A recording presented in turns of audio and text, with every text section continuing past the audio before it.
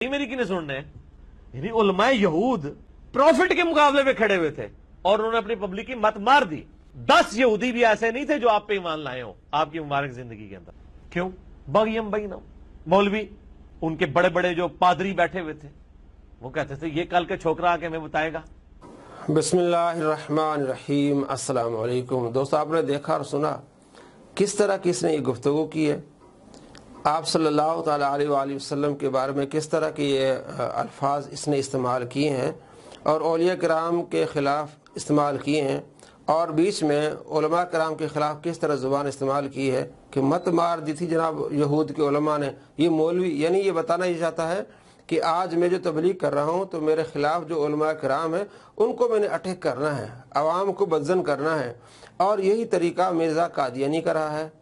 वो भी, उसे भी पता था कि मुझे जवाब उलमा ने देना है, तो वो बार बार उलमा के बारे में इस तरह की बातें करता रहा है और उसी के रास्ते पर चल के इस तरह की बातें कर रहा है। और देखिए आप सल्लल्लाहु ताला अलैहि वसल्लम के बारे में जो इसने अल्फाज इस्तेमाल किए हैं, छोकरा, नऊज़ बिल्लाह मिन ज़ालिक, ये अपनी तरफ से यहूद कहते थे ये छोकरा। आप सल्लल्लाहु ताला अलैहि वसल्लम जब मदीने में तशरीफ़ लाए हैं तो आपकी उम्र तो 54 साल सी, तो क्या 54 साल वाले एक शख्स को क्या छोकरा कहा जा सकता है? इन्हें किस तरह अपनी झूठी तबलीग फैलाने के लिए इस तरह बातें करना। आप सहाबा कराम अलैहिर्रिज़वान के बारे में जो आप ज़बान इस्तेमाल करते हैं, फ़ुक़हा मुहद्दिसीन के बारे में जो ज़बान इस्तेमाल करते हैं, उस गंदी तबलीग को आगे फैलाने के लिए इस तरह की मिसालें दे रहे हैं। जी उलमा यहूद ने तो मत मार दी थी नबी के मुकाबले में। जो आज मुसलमान है क्या नबी अलैहिस्सलाम के मुखालिफ है या आप सल्लल्लाहु ताला अलैहि वसल्लम के दीन की तबलीग कर रहे हैं? जब हमने ये बातें बताई और अवाम को दिखाया कि किस तरह ये इसकी ज़बान खुल गई है। पहले औलिया कराम के ख़िलाफ़ बातें करता था, उलमा के ख़िलाफ़, फिर फ़ुक़हा मुहद्दिसीन के ख़िलाफ़ इसने बातें की, और अब नऊज़ बिल्लाह आप सल्लल्लाहु ताला अलैहि वसल्लम के बारे में इस तरह की बातें।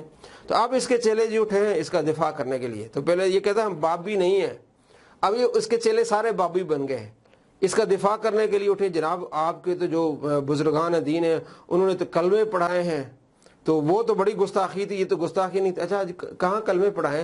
पहले तो आप ये क्लियर करें ना, आप अब हैं कौन, आपकी ज़बान क्या है, आपका कीदा क्या है। कभी आप ये कह रहे होते हैं कि जनाब आली 1857 से पहले तो कोई ना देवबंदी था ना कोई बरेलवी था, उससे पहले अगर कोई मुसलमान देखने तो हमें देख लो, उससे पहले जितने मुसलमान थे वो मतलब हमारी की तरह थे। तो ये सवाल तो आपको अपने आप से पूछना चाहिए। अगर उन्होंने कलमे पढ़ाए तो आपसे पूछेंगे हम। ठीक है, अब तो ये यकीन करें अपने आप को फखरिया अपने फिरकों के नाम लेते हुए भी डरते हैं कि आगे से कुछ शेर ही न सुना दे कि ना जी कि जी ये केड़ाचा वो देवबंद वो एड़ा 1867 में जो बना था मदरसा, उससे पहले दुनिया में कोई देवबंदी नहीं था, वो अली भाई ने बताया हुआ है। और अच्छा बरेलवी हैं, वो जो मंजुल इस्लाम 1896 में बना था, उससे पहले कोई दुनिया में बरेलवी नहीं था, आप वो वाले हैं। तो उससे पहले वाले मुसलमान देखने हैं तो आप हमें देख लें। जी दोस्तों, आपने देखा यानी किस तरह की ये फिराड है। एक तरफ आप ये कहते हैं कि 1857 से पहले कोई देवबंदी नहीं था और उससे पहले कोई बरेलवी नहीं था, अगर उससे पहले कोई थे तो वो हम जैसे मुसलमान थे। भाई ये जिनके बारे में आप कहते हैं उन्होंने कलमे पढ़ाए हैं, वो ये तो उससे पहले के हैं। ये तो फिर आपसे पूछना चाहिए, आप कह रहे हैं कि वो हम जैसे मुसलमान थे और आप अटैक दूसरों पर करते हैं। यानी आप कोई एक मौक़िफ़ तो अपनाए ना, आप हैं कौन, फिर हम आपको जवाब दें। और आप तो कहते हैं मैं इल्मी किताबी हूँ, तो इल्मी किताबी होने का मतलब ये कभी सनद लाओ। आप कहते हैं कि सारी जो जितनी ये कहानियां घड़ी गई हैं, तो जो करामात है उनको आप कहानियां कहते हैं। अगर इस तरह की कोई बात है उसको आप बार बार उछालते हैं। अब इसकी सनद तो लाए ना, कलमा जी चिश्ती, उस वक्त चिश्ती बोला भी जाता था कि नहीं बोला जाता था। हम कहते हैं आज अगर कोई ये कलमा पढ़ता है वो काफिर है, और ये जो उनकी तरफ मंसूब ये सारा झूठ है। वो अपने आप को चिश्ती कहलाते नहीं थे, वो तो संजरी कहलाते थे। नंबर 2, अगर उन्होंने कलमे पढ़ाए तो कोई दुनिया में तो कोई बंदा होगा ना जो चिश्ती रसूलुल्लाह कहने वाला हो, कोई तो बंदा होगा ना। अब मिर्जा कादियानी ने नबूवत का दावा किया, कितने उसके फॉलोअर्स हैं, कितने उसके मानने वाले हैं ना दुनिया में, मोहल्ले गलियों में फिर रहे हैं। और जिसकी ये मिर्जा भी सपोर्ट करता है। जब उलमा कराम कादियानी के खिलाफ काम कर रहे होते हैं, खत्म नबूवत पे काम कर रहे होते हैं, तो ये उन पर इल्ज़ाम लगाता है कि ये बाहर से फंडिंग लेते हैं, पैसे लेते हैं, हालांकि ये भी इसका झूठ है। तो मेरे भाई अगर उन्होंने कलमे पढ़ा है तो दुनिया में कोई तो बंदा दिखाओ जिसने ये कलमा पढ़ा हो। फिर कहते नहीं जी हम औलिया कराम पर हम फतवा नहीं लगाते, हम इन किताबों के बारे में कहते हैं कि इन किताबों की प्रिंटिंग रोक दें।